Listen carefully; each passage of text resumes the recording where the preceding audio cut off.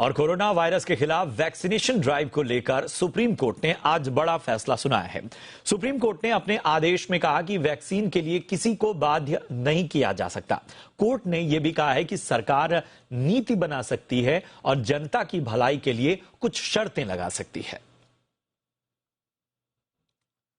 और इस पूरी खबर पर ज्यादा जानकारी के साथ जी मीडिया संवाददाता अरविंद सिंह जुड़ चुके हैं। अरविंद, आपसे जानना चाहेंगे कि एक तरह से कह सकते हैं कि ये सुप्रीम फैसला है, सुप्रीम टिप्पणी है और वैक्सीनेशन पर अब कोई जो है किसी भी तरह का दबाव काम नहीं आने वाला है। क्या इस फैसले में विस्तार से बताया गया है, कहा गया है? देखिए, सुप्रीम कोर्ट का जो फैसला है उसकी 4 महत्वपूर्ण बातें हैं। पहला ये कि सुप्रीम कोर्ट ने यह साफ किया है कि किसी को भी वैक्सीन लेने के लिए बाध्य नहीं किया जा सकता। यानी अपने शरीर के बारे में फैसला लेने का जो अधिकार है वो आर्टिकल 21 के तहत जीने के अधिकार के अंतर्गत आता है, ऐसा सुप्रीम कोर्ट ने कहा है। और ऐसे में किसी की मर्जी के बिना उसको वैक्सीनेशन के लिए मजबूर नहीं किया जा सकता, ये साफ तौर पर सुप्रीम कोर्ट ने कहा है।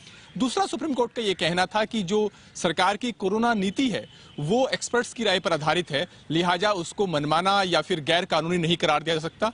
उस पर भी सुप्रीम कोर्ट ने एक तरीके से मुहर लगाई है। तीसरी जो महत्वपूर्ण बात है वो ये कि सुप्रीम कोर्ट ने यह कहा है कि कुछ राज्य सरकारों की तरफ से जो वैक्सीनेशन न होने की सूरत में सार्वजनिक सुविधाओं के इस्तेमाल को लेकर जो प्रतिबंध लगाए गए थे, कोर्ट का यह कहना था कि चूंकि अभी कोविड केसेस की संख्या कम है, लिहाजा अब उन प्रतिबंधों को हटाया जा सकता है। ये कोर्ट ने राज्य सरकारों को सुझाव दिया है।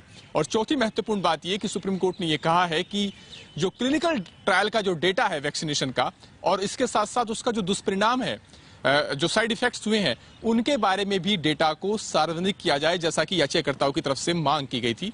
लेकिन कोर्ट ने साथ में यह भी कहा कि जिन लोगों ने ट्रायल में हिस्सा लिया है उनकी पहचान का खुलासा नहीं होना चाहिए। तो ये 4 महत्वपूर्ण बातें हैं सुप्रीम कोर्ट के इस जजमेंट से। बिल्कुल, बहुत बहुत शुक्रिया करेंगे अरविंद आपका।